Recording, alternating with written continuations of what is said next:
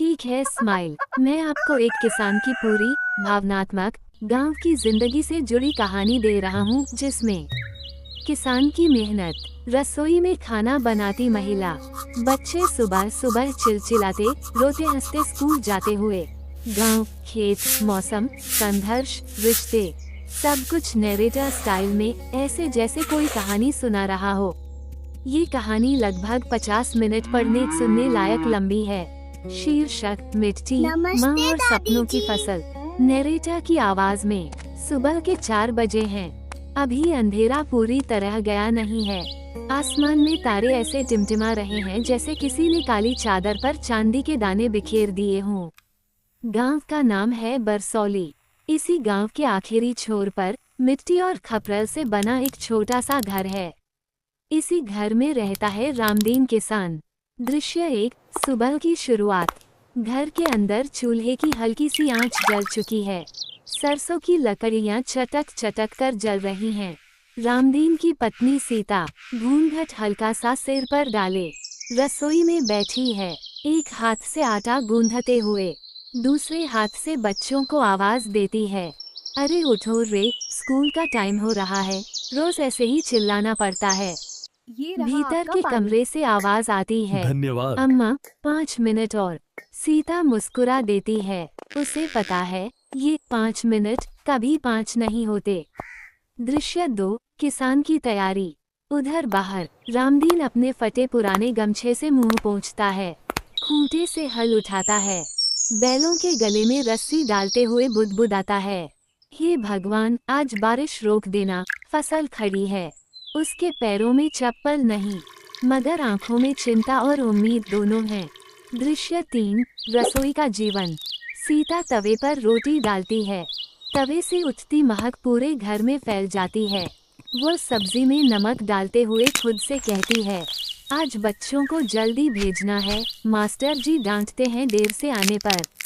इतने में बेटी गुड़िया और बेटा मोहन बाहर आते हैं।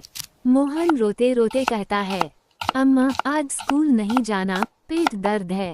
सीता प्यार से उसके सिर पर हाथ फेरती है, कल भी पेट दर्द था, पर मैदान में कबड्डी खेलते टाइम ठीक हो गया था।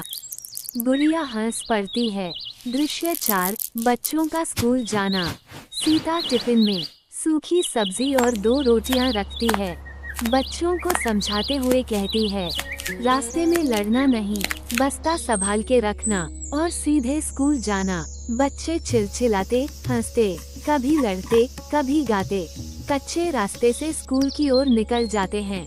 नैरेटर कहता है, गांव के ये रास्ते सिर्फ मिट्टी के नहीं होते, इन पर सपने भी चलते हैं।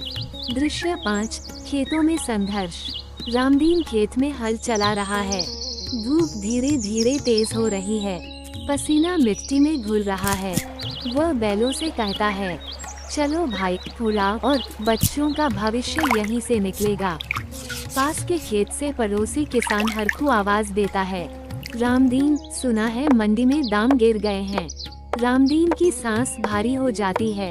दृश्य 6, सीता की चिंता। घर में सीता चूल्हा साफ करती है, बर्तन धोते धोते आसमान की तरफ देखती है।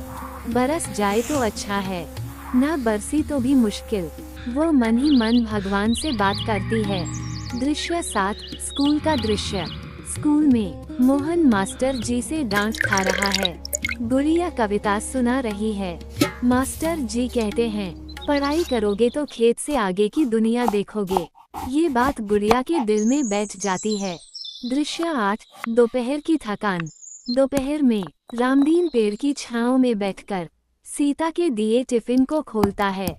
रोटी थोड़ी सूखी है, सब्जी साधारण है, पर उसमें मेहनत का स्वाद है। दृश्य 9, शाम का गांव। शाम को बच्चे लौटते हैं, मवेशी घर आते हैं, औरतें कुएं से पानी भरती हैं। सीता चूल्हे पर दाल चढ़ाती है। रामदीन थका हुआ आंगन में बैठता है। बच्चे एक साथ बोलते हैं, बाबा आज मास्टर जी ने कहा हम आगे पढ़ सकते हैं। रामदीन की आंखें भर आती हैं। दृश्य 10, रात की बातचीत। रात को मिट्टी के घर में लालटेन की रोशनी जलती है। सीता धीरे से कहती है, बच्चों को पढ़ाना है चाहे जैसे हो, रामदीन गहरी सांस लेकर जवाब देता है, मैं खेत बेच दूंगा, पर बच्चों का सपना नहीं। अंत, लेकिन कहानी यहीं खत्म नहीं होती। नरेटर की आवाज गूंजती है, किसान की कहानी सिर्फ फसल की नहीं होती, वो रसोई की आग, बच्चों की चिलचिलाहट और माँ बाप के सपनों की कहानी होती है। अगर आप चाहें तो मैं इसे स्टेज नाटक स्क्रिप्ट में बदल दूं, वीडियो रील के सीन वाइज डायलॉग बना दूं, या इसी कहानी को और भी लंबा पूरा एपिसोड टाइप कर दूं। बस बताइए थम्स अप का चिन्ह।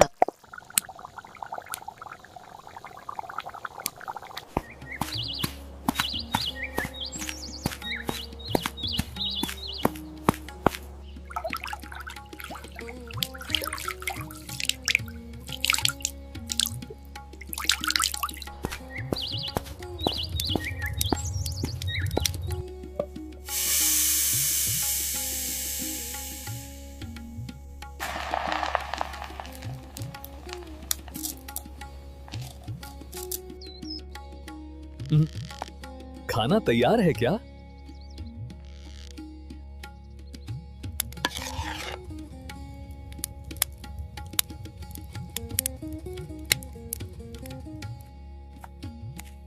खाना आ गया है।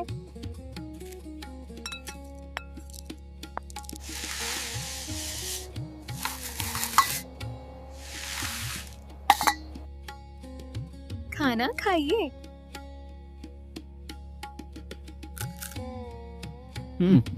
ये चिकन करी चावल बहुत स्वादिष्ट है। धन्यवाद प्रिय। चाय बहुत लजीज है ना? हाँ, बिल्कुल सही कह रहे हो।